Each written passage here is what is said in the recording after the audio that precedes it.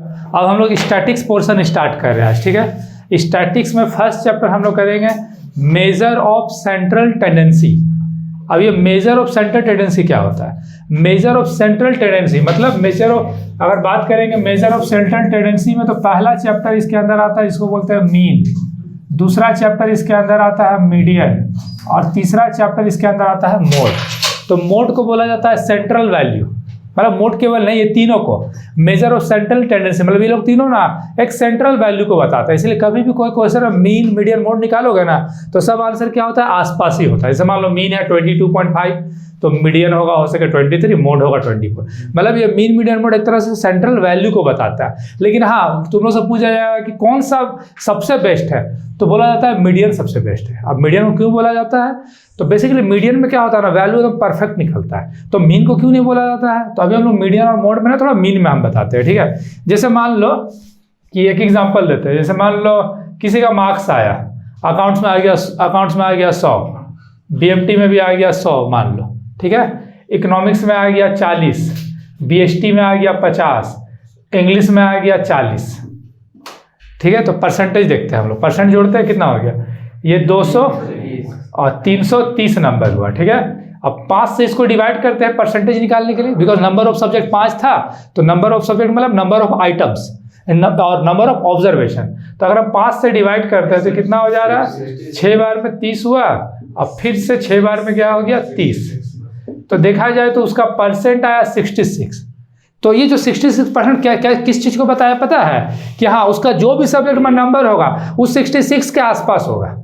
लेकिन जब एक्चुअल में नंबर हम देखें तो भाई ये 50 तो चलो ठीक था, 66 के आसपास हम बोल सकते, लेकिन 2 में तो 100 लाया था, फिर भी परसेंट इतना कम। तो एवरेज जो है ना, ये ना एक तरह से करेक्ट रिजल्ट को नहीं बताता है। कैसे ही करेक्ट? एवरेज का तो यही मतलब हुआ ना, जैसे एवरेज परसेंट मतलब मान के चला गया तेरा उतना एवरेज नंबर होगा सब में, तो सब में तो 66 नहीं है, किसी में 100 है, किसी में एकदम कम 40 है। तो इसी को बोलते हैं एवरेज। तो देखा जाए तो एवरेज परफेक्ट रिजल्ट नहीं देता, लेकिन कहीं कहीं पर एवरेज का ही नीड होता है कंपेयर करने की। जैसे मान लो अब किसी का ऐसा नंबर है, मान लो 60, 65, 70, 60, 65 मान लो, चलो इसको जोड़ो, 24 इधर और 8 जोड़ दो तो ये हो गया 32, ठीक है। अब 6 से इसको डिवाइड करो। अच्छा, ये 5 से डिवाइड हो सर, नंबर ऑफ सब्जेक्ट 5 है, 5 से डिवाइड करते हैं, ठीक है। तो ये आ गया 30 और 20 यानी 64। तो अभी देख के देखो, ई डेटा को देख के देखो, सब नंबर इसी के आसपास का। तो ई डेटा देखो सही एक्सप्लेन किया, मतलब अगला का मान लो किसी का परसेंट आया 64 और किसी का 66, तो तुम तो यही सोचेगा कि भाई मीन इतना है, मतलब सब नंबर इसी आसपास होगा। लेकिन इस केस में तुम गलत हो सकता है। तो देखा जाए तो एवरेज पूरी करेक्ट रिजल्ट को भी नहीं बताता है। मतलब ठीक है, एक एवरेज निकाल कर तुम आगे समझ सकता है कि हाँ एवरेज 64 रहा है। वो जो परसेंट पूछा जाता है उसका मतलब यही है कि तेरा सब सब्जेक्ट में एवरेज इतना रहा होगा, इसी को बोलते हैं मीन। लेकिन ये एवरेज हर जगह काम नहीं आ सकता है। तुम लोग देख सकता है 2 एग्जाम्पल में, इस एग्जाम्पल में भी 66 है, लेकिन नंबर कितना डिफरेंस है, बहुत ज़्यादा। नंबर का फैलाव जो है देखो कितना ज़्यादा फैलाव हो रहा है यहाँ पर, ठीक है नंबर। लेकिन ये चीज़ तुम परसेंट देख के नहीं बता सकते हो। कैसे बताया तुम परसेंट देख के? तो लेकिन है एवरेज यही, मीन में करना काम यही है। एक एग्जांपल भी मीन में बहुत बेटर एग्जांपल एक रहता है, जो कि थोड़ा सा जानना चाहिए स्टैटिक्स में तुम लोग। जैसे एक आदमी क्या हुआ था, बहुत पहले का है ये, एक आदमी ना नाव पार कर रहा था, ठीक है। मतलब नाव से मतलब उसको जाना था नदी के उस पार, ठीक है। पहले तो ज़्यादातर नाव का यूज होता, लेकिन वहाँ नाव नहीं था, प्रॉब्लम ये था, ठीक है। नाव नहीं था और उसके साथ था वो था उसका वाइफ और 2 बच्चा लोग। उसका हाइट था अराउंड मान लो 6 फीट, उसका वाइफ का हाइट था 5 फीट, बच्चा लोग का हाइट था 2 फीट और एक जन का 2.5 फीट। वो क्या किया, स्टैटिक्स पढ़ा हुआ था, वो सबका एवरेज निकाल दिया। 6 फीट 5.5 मान लो वाइफ का, ऐसे ही एज्यूम कर ले रहे। एक बच्चा का उसका 3, एक बच्चा का उसका 2, ठीक है। तो वो क्या किया, सबको जोड़ लिया, 6 5 11 और 3 14 और 2 16, ठीक है। ये हो गया, इसका एवरेज निकाल दिया। और वो 4 लोग था, चारों का एवरेज निकाल दिया। तो चारों का एवरेज निकाल लिया, तो एवरेज कितना आ जाएगा इसका? 4 बार में हो गया 16 और फिर 1 बार, यानी वही 4 फीट 1 इंच आसपास एवरेज आ गया, ठीक है। 4 फीट 1 इंच। और जब वो गया वहाँ पर, पानी को वो पहले मेजरमेंट कर लिया था, वो नीचे गया, गहराई नाप लिया, देखा उसका गहराई यहाँ तक आ रहा था, मतलब 5.5 आसपास तक गहराई था, ठीक है। 5.5 आसपास गहराई था। तो उसका ना वो प्रॉपर इसमें किया क्या ना, वो एक एवरेज निकाल लिया, और वो एवरेज निकाला, बोला कि इतना आ रहा है टोटल गहराई, उसको मेजरमेंट किया। ये तो हम ऐसे एग्जाम्पल बोले, ये थोड़ा सा यहाँ पर क्या हो गया, बहुत 4 फीट आया, बहुत कम। तो वो देखा कि पानी उसका कमर तक आ रहा है मान लो, तो देखा कि तो 4 फीट हम लोग का सब परिवार का एवरेज है, और नदी पार करने चली गया। वो पूरा अंदाज कर लिया कि परिवार का एवरेज हम लोग का 4 फीट है, और गहराई जाकर देखा था वो तो अराउंड इससे आसपास कम ही आ रहा था थोड़ा सा, ठीक है, इससे थोड़ा सा कम आ रहा था गहराई। तो वो जब नदी पार करने गया ना, तो ये लोग क्या हुआ, उसमें पानी में बह गया ये लोग। तो देखा जाए तो मीन हर जगह काम नहीं आता है, मतलब बहुत सारा जगह पे हम लोग ये मीन को फॉलो नहीं कर सकते, बिकॉज क्या होता है, एवरेज निकाल के वो गड़बड़ हो सकता है। जैसे यहाँ तुम लोग देख सकता है कैसे गड़बड़ हुआ। अब कोई बोल दिया, मान लो मेरा परसेंट आया है 90%, तो भी तुमको समझना मुश्किल वाली, 90% वाला तुम समझ सकता है सब नंबर आसपास रहा ही होगा, ठीक है, लेकिन मान लो 90% उसका आया, ऐसा नंबर रहा।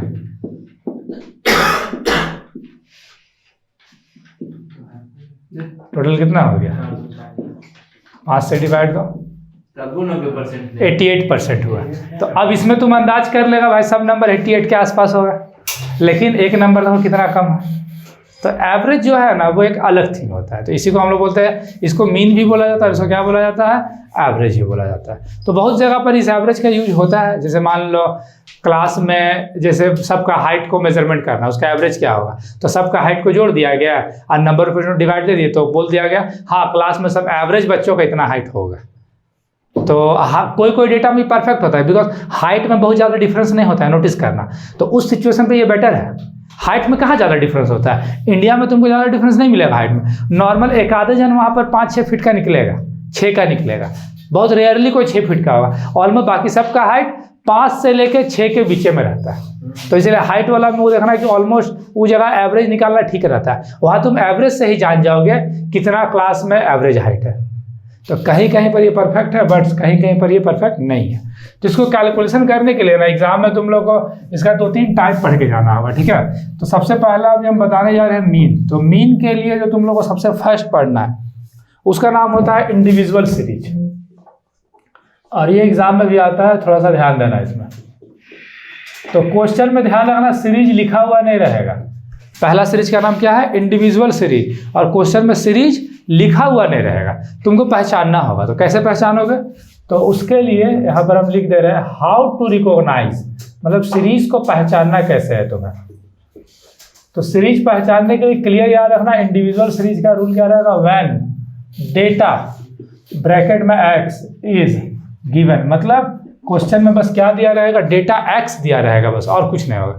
डेटा x बोले तो तुम लोग इसको कैसे याद रखोगे, इंडिविजुअल डेटा। इंडिविजुअल मतलब जैसे इसका मार्क्स इंडिविजुअल आया एग्जाम में, तो वो इंडिविजुअल सीरीज बोलेंगे। तेरा रिजल्ट का मार्क्स अलग आया, वो इंडिविजुअल सीरीज हुआ। कैसे, बस मार्क्स तेरा आया, डेटा एक ही टाइप का डेटा, उसको कौन सा सीरीज बोलेंगे, इंडिविजुअल सीरीज बोलेंगे। तो ध्यान रखना एग्जाम में पहचानने के लिए क्या रूल रहेगा, डेटा x से तुम पहचान सकता है। तो अब इसको निकालने के लिए ऐसे 2-3 मेथड है।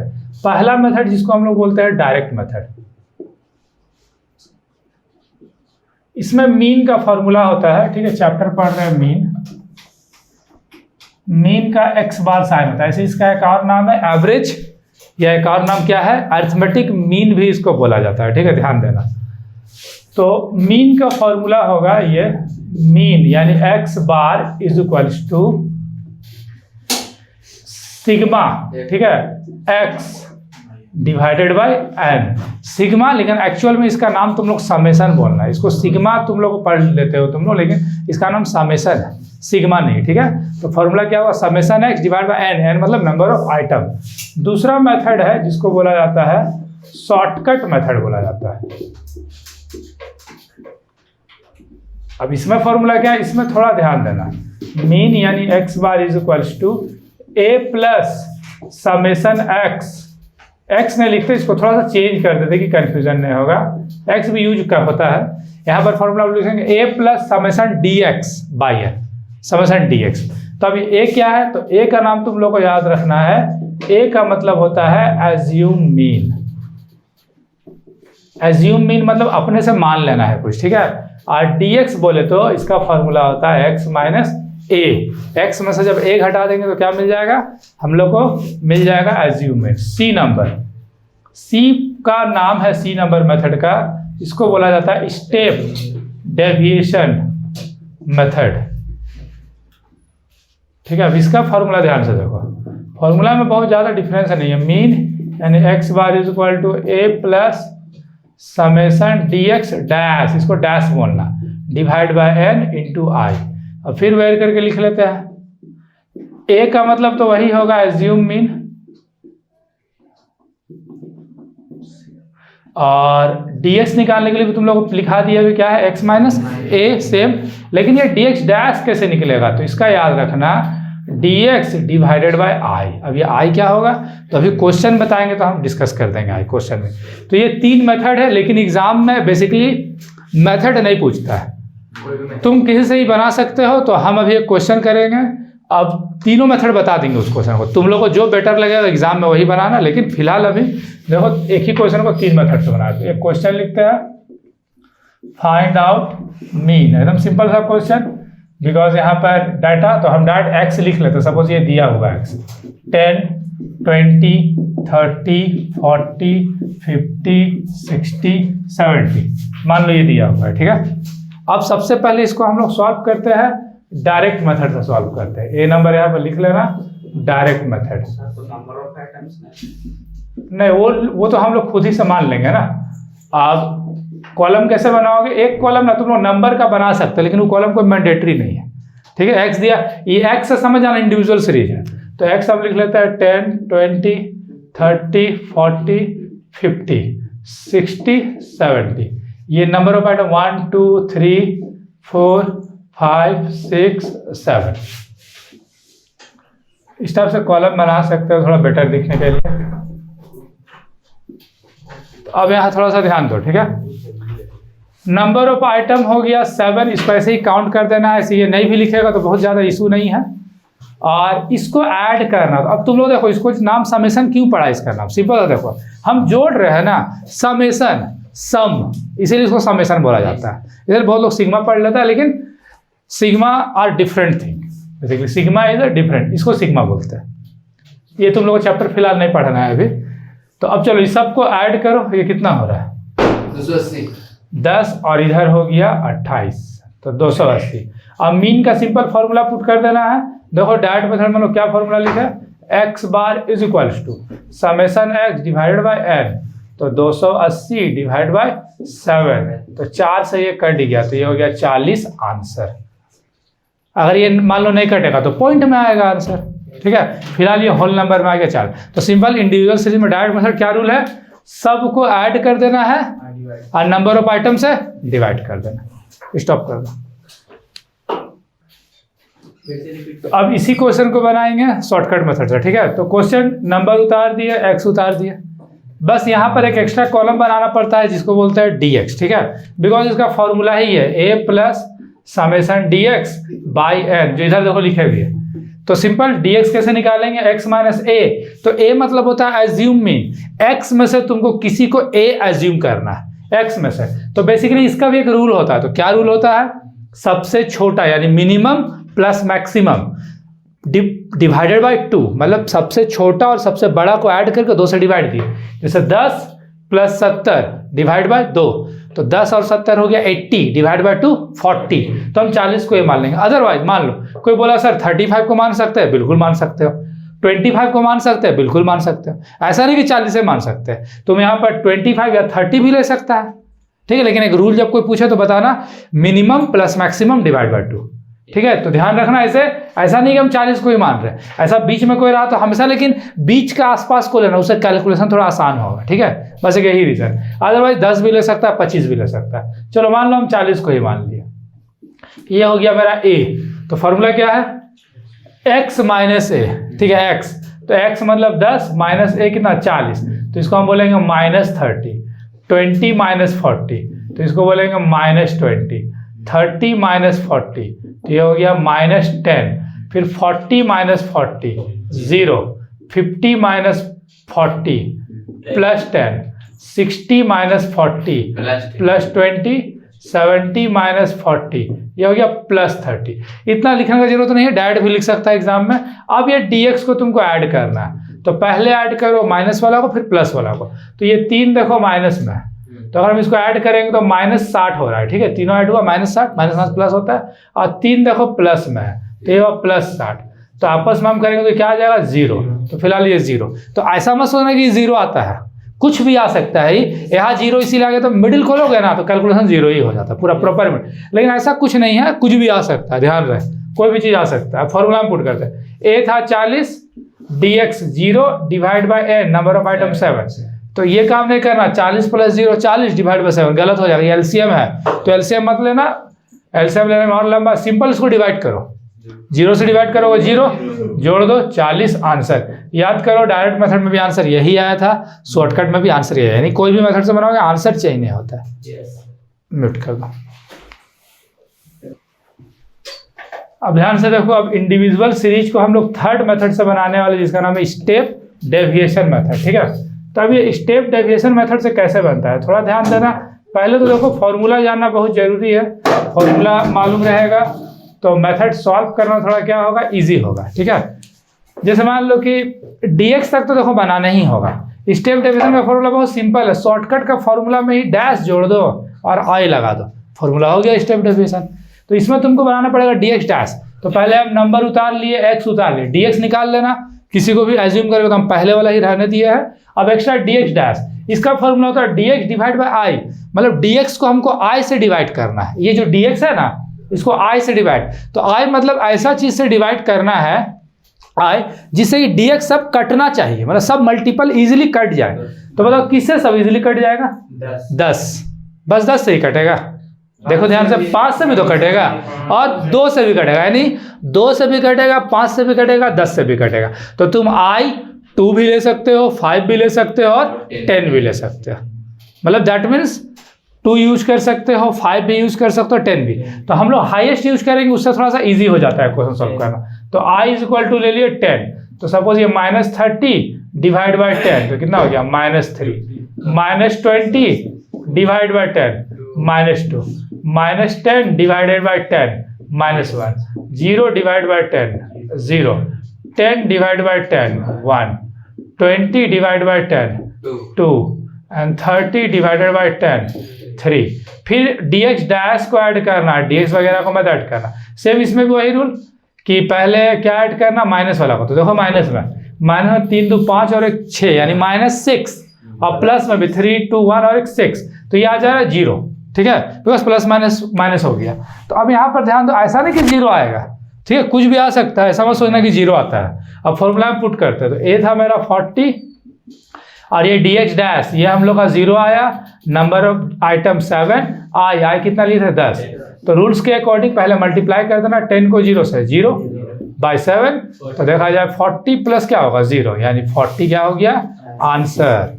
अब यहाँ पर एक चीज थोड़ा समझो, ठीक है, इतना तो क्लियर हो गया स्टेप मेथड। अब मान लो सपोज ऐसे ही हम एज्यूम करें इस क्वेश्चन, ठीक है, बन ही गया, इसी क्वेश्चन हम थोड़ा सा मान लो एज्यूम करते हैं। मान लो अगर कोई dx 29 होता, अब घटाने से तो भाई कुछ भी आ सकता था, तो ऐसा 29 मान लो आ गया, अगर एक dx, ये मान लो 29 की जगह पर हम मान लेते हैं, मान लो 27 मान लेते हैं, ठीक है। तो अब बताओ यहाँ तब i किसको रखते, अगर ऐसा कोई डेटा आ जाता 27, तब i किसको ले 3, तो 30 कट रहा है, 27 कट रहा है, 10 तो नहीं कटेगा, 20 भी नहीं कटेगा, तब फिर 5, 30 कटेगा, 20 कटेगा, 10 27 नहीं कटेगा, तो किसको रखेंगे 10, तो फिर 27 तो नहीं ना कटेगा, कटना सब चाहिए, तो नहीं होगा, 0 रख देंगे सब कटेगा। तो 0 से तो कटेगा कहाँ, फिर तो 0 आ गया, तब तो क्वेश्चन सॉल्व नहीं होगा। तुमको मल्टीपल ढूंढना है ना, 0 में मेंटली सोचो सब 1 से, तो फिर ये वही आ जाएगा, मल्टीपल कहाँ हुआ मान लो। तो अब ध्यान से सुनो क्या होगा, अब ध्यान थोड़ा ध्यान देना इस पर। जनरली dx में कभी भी अगर ऐसा कोई डिजिट आ गया, कभी भी ऐसा कुछ आ गया जो किसी से मल्टीपल नहीं हो रहा है, तो in that situation the step deviation method is does not follow respective question. Means ऐसा कभी कुछ आ जाता है तो स्टेप डेविएशन मेथड फॉलो नहीं होगा, मतलब डायरेक्ट और शॉर्टकट हर क्वेश्चन में फॉलो हो जाएगा, कुछ सोचना नहीं है तुमको, वो हर जगह अप्लाई होता है। लेकिन स्टेप अप्लाई करने के लिए dx का सब कटना चाहिए तभी स्टेप अप्लाई होता है। तो इसीलिए देखा जाए तो बोला जाता है डायरेक्ट और शॉर्टकट मेथड कौन सा है, सदाबहार मेथड है। सदाबहार बोले तो तुम कभी भी यूज कर दो, तुम लोग पढ़ा है ना, सदाबहार टाइप का फॉरेस्ट हमेशा खिला खिला रहता है, बस उसी टाइप का ये दोनों मेथड है। मतलब इस मेथड को कभी भी अप्लाई करो, दिक्कत का तुमको नहीं होगा। इसको अप्लाई किया और ऐसा चीज आ गया तो तुम फंस जाएगा। तो मतलब स्टेप में सिंपल याद कर लो कि ऐसा चीज कभी आएगा तो स्टेप अप्लाई नहीं होता है। तो तुम उतना सोचने की जरूरत है नहीं, एग्जाम में इसी दोनों को फॉलो करो, क्या उतना टाइम बर्बाद करेगा। ठीक है, चलो फिलहाल लेकिन यहाँ पर हम लोग क्या था 20 था, तो हम वही लिख देते हैं बस ये समझने के लिए।